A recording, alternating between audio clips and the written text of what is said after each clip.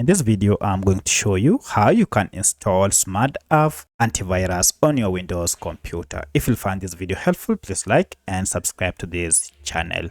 Alright, Smadav is one of the best antivirus software out there that you can install on your Windows computer. To find it, just go ahead and open any browser and then just search for it by word like this. And here you can see I've been taken to Smadav website. So if I click on Smadav, this is the official website. Here you can now download Smadav antivirus.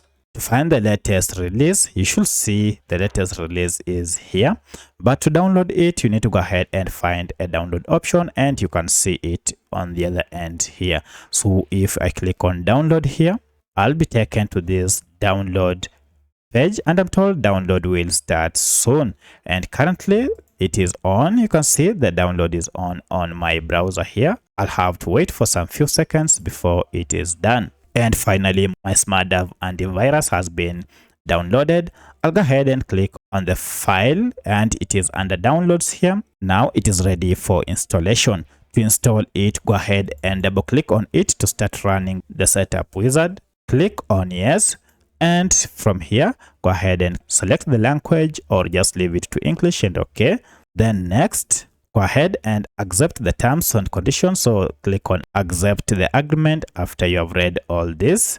And then next, decide whether you want to create a desktop shortcut, and also if you want to allow sending of statistics. From here, click on next and then click on install.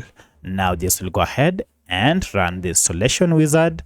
And it is done. From here, you can click on finish or check this to launch immediately. So I'll click on finish and then click on the Smadav antivirus, and you can see it is on here. It will go ahead and launch.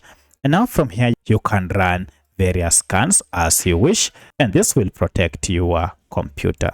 So that's how you can install Smadav antivirus on your Windows computer. If you have any other question, kindly let me know in the comment section. Otherwise, thanks for watching, and let's meet in the next video.